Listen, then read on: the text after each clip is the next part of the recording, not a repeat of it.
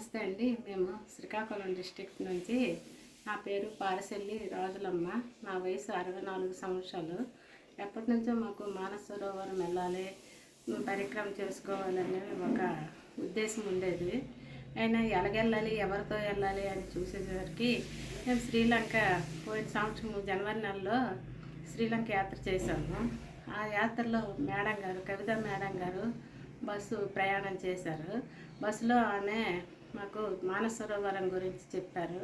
నేను 12 సార్లు వెళ్ళాను, పర్వాలేదు, వెళ్ళొచ్చు, చేయొచ్చు, పరిక్రమ కూడా చేసుకోవచ్చు, పర్వాలేదు, ఈజీగానే చేస్తారు మీరు అనేసి మాకు ధైర్యాన్ని చెప్పారు.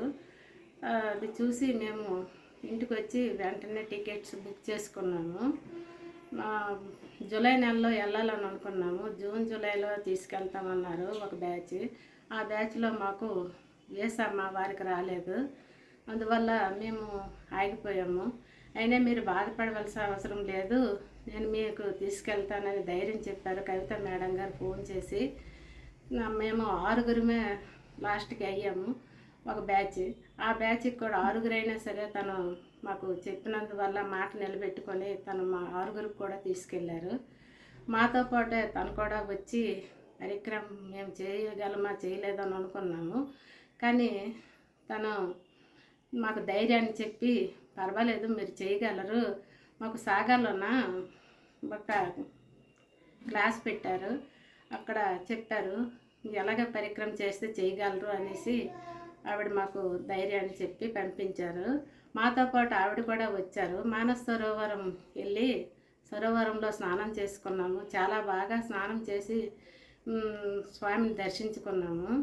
తర్వాత నెక్స్ట్ రోజు మాకు అష్టపద అనే ఒక ప్లేస్కి తీసుకెళ్లారు.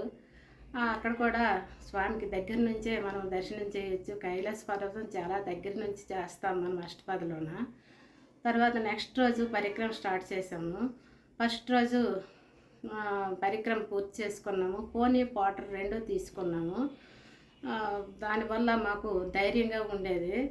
ఫస్ట్ రోజు పరిక్రమ చేసాము. చాలా దగ్గర నుంచి కైలాస పర్వతం దర్శనం చేసుకున్నాము. అక్కడ నుంచి సెకండ్ డే కూడా మేము స్టార్ట్ చేసాము. సెకండ్ డే కూడా 4 గంటలకి, సాయంత్రం 4 గంటలకే మేము చేరుకున్నాము. జితుల్పుక్ అనే ప్లేస్కి చేరుకున్నాము. అక్కడ నుంచి 3వ రోజు కూడా మేము పరిక్రమ చేసాము. 3 రోజులు చక్కగా మేము పరిక్రమ చేసుకుంటూ ఆనందంగా, సంతోషంగా కవితా మేడం గారి ఆధ్వర్యంలో చాలా బాగా యాత్ర జరిగింది.